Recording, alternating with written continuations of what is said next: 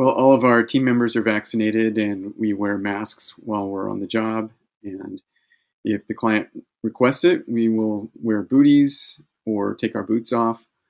So, in terms of health precautions, we do that. Also, if there's going to be a lot of dust, we'll mask with plastic around the area, like if we're doing a small tile job or something like that.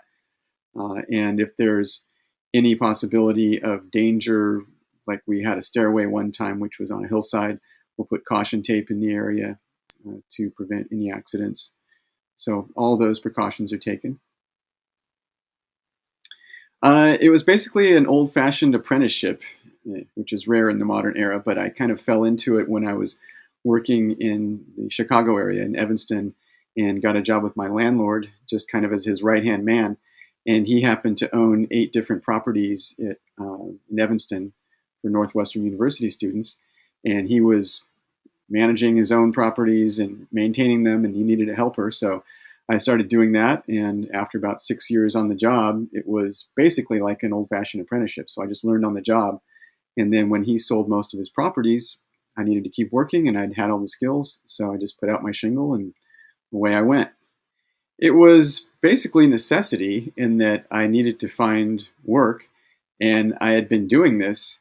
It was a pretty smooth transition, actually, because having worked for him for 6 years, I knew a lot of people, of our clients, and I just started working by putting my shingle out and advertising, and it just started blossoming from there. Once I started getting known, more people started coming to me. I kept advertising, expanding my advertising, word of mouth, and pretty soon Diamond Certified in the Bay Area found out about me, probably from my other advertising, I'm imagining, and they needed a handyman on their roster, and I was the first one. So I think I was the only one for the first, several years, and that brought me a lot more customers, and then that and word of mouth just kept on going. So it was basically necessity that started out, and then I just enjoyed it and kept doing it, and word spread. So here I am.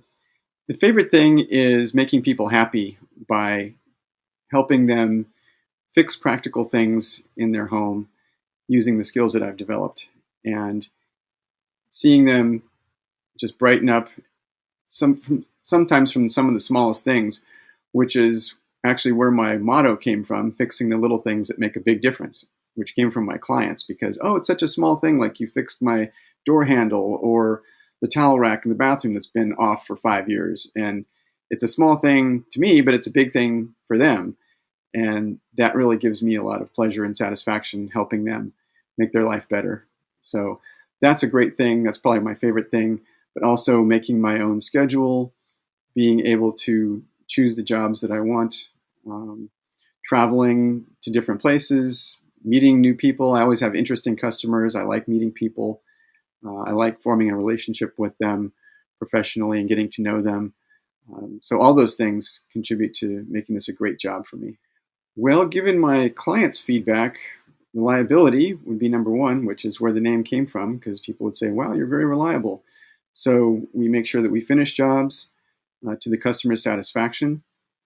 Customer relations, I think, is another good point. We make sure to have good communication. We're polite, respectful, and we listen to the customer. So whatever they want is what we do. And so we'll check back with them during the job. We'll give them feedback, communication. If unexpected things come up during the job, which sometimes happens, and making sure that whatever they're asking for gets done to their satisfaction. So we keep going back and forth when necessary with them.